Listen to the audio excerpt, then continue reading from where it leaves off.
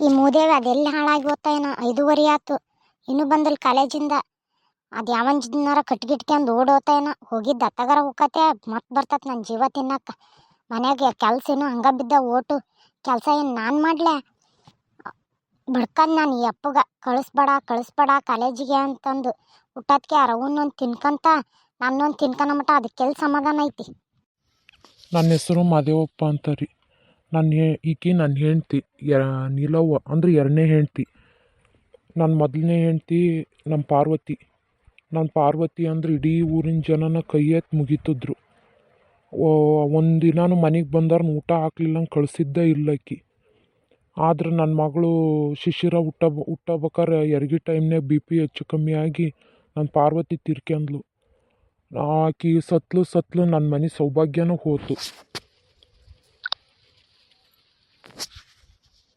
ಬೇಕಾದಂಗೆ ಆಳು ಕಾಳು ಇಟ್ಕೊಂಡದ್ ಮಂತ್ಯಾನ ಈಗ ಹೊಲ ಮಾರಿ ನಾನು ಬೇರೆಯವ್ರ ಹತ್ರ ಕೆಲಸ ಮಾಡೋ ಅಂಥ ಪರಿಸ್ಥಿತಿಗೆ ಬಂದೆ.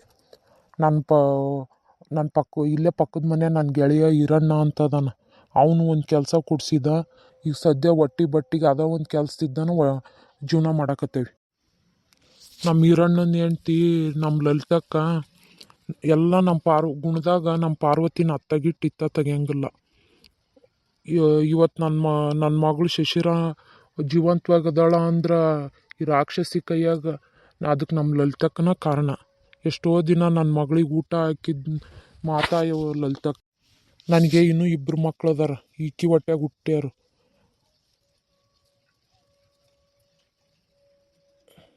ನನ್ನ ಮಗಳಿಗೆ ಯಾವಾಗ ಒಂದು ಕೂಳಾಕಕ್ಕಾಗಲಿಲ್ಲ, ಅವತ್ತ ಸತ್ತು ಹೋಗ್ಬಿಟ್ಟನ್ರಿ ನಾನು. ಆದ್ರೆ ಏನು ಮಾಡ್ತೀರಿ, ಈ 3 ಮಕ್ಕಳನ್ನು ಒಂದು ದಡ ಮುಟ್ಸೋ ಮಟ್ಟ ತಂದೆ ಅದನ್ನು ಜೀವಂತವಾಗಿರ್ಬೇಕಲ್ಲ ಅಂತಂದು ಅದನ್ನ. ಏನಯ್ಯಪ್ಪ ಜೀವ ಅದೇನು ಅಲ್ಲೇ ಶಟಗಿಟ್ಟದೆ ಶಟ್ಗಿಟ್ಕಂದೇನ ಹೇಳು. ನಿನ್ನಂತಕ್ಕಿ ಕಟ್ಕೊಂಡ್ಮೇಲೆ ಶಟ್ಗನದು ಏನೈತಿ ಅನ್ಬೋಸಕ ಬೇಕಲ್ಲ ಬಂದದ್ದು. ನೀನು ನಿನ್ನ ಮಗಳ ಎಲ್ಸಿ ಎತ್ಕೊಂತೀರಿ ಹೇಳು, ನನ್ನೊಂದು ನೀರು ಕುಡಿಯೋ ಮಟ. ಅಲ್ಲ ನೀಲಮ್ಮ, ಗಂಡಗ್ಯಾರ ಸಾಯಿ ಅಂತಂದಂತಾರ, ನೀನೇನೇವ ಹಿಂಗೆ ಮಾತಾಡ್ತಿದ್ದಿ? ಪಾಪ ಅವಣ್ಣ ಏನು ಮಾಡೈತಿ ನಿನಗೆ? ಸಾಯಿ ಅಂತೀಯಲ್ಲ ಮಾತ್ಕೊಮ್ಮೆ. ನೋಡವಲ್ಲಲ್ತಕ್ಕ, ನಿನ್ನ ಜೀವನ ಎಲ್ಲ ಸರಿ ಐತಿ. ನಿನ್ನ ಗಂಡ ಈರಣ್ಣ ನೀನು ಕೇಳಿದ್ದೆಲ್ಲ ತಂದು ಹಾಕ್ತಾನ. ಹಂಗೆ ಮಗನೂ ಇಂಜಿನಿಯರ್ ಅದಾನ, ಮಗಳು ಹೇಳ್ದಂಗೆ ಕೇಳ್ತಾಳ, ಮನೆಯಾಗೆಲ್ಲ ನಿಂದ ನಡಿತೈತವ. ಆದ್ರೆ ನಾನು ಬಡ್ಕಂದೆ ಬೇಡ ಅಂತಂದು ನಮ್ಮ ಅಪ್ಪ ಇವನಿಗೆ ಕಟ್ಟಿ ಕುತ್ಕಂದ. ಯಾಕ ಲಲಿತಕ್ಕ, ನೀನು ದೇವ್ರು ಅಂತಕ್ಯವ, ಈ ರಾಕ್ಷಸಿ ಕೈಯಾಗ ಯಾಕೆ ಬಾಯಿ ಕೊಡ್ತಿ? ನೀನು ಸುಮ್ಮನಿರವ, ಆಕಿ ಕೊಟ್ಟಾಗ ಏನು ಅಂದು ನೀನು ಅನ್ಸ್ಕೊಬೇಡ ಒಂದು ಮಾತು. ತಗೊಳಪ್ಪ, ಮತ್ತೆ ಹೇಳ್ದಾರ ಮಾತು ಕೇಳಂಗಿಲ್ಲ ಅಂದ್ರೆ ನಾನೇನು ಮಾಡೋದೈತಿ? ನಿನಗೆ ಊರಾಗಿರೋ ಹೆಂಗಸ್ರೆಲ್ಲರೂ ದೇವ್ರು, ನಾನೊಬ್ಬಕ್ಕೆ ರಾಕ್ಷಸ. ನಿನ್ನ ಮಗಳು ಹೋಗ್ಯಾಳ ಅಲ್ಲಿ ಮಿಟಕ್ಲಾಡಿ ಅಣಿಯಾಗಿ ಕಾಲೇಜಿಗೆ. ಇಲ್ಲಿ ಮನೆ ಕೆಲಸ ಯಾರು ಮಾಡ್ಬೇಕು?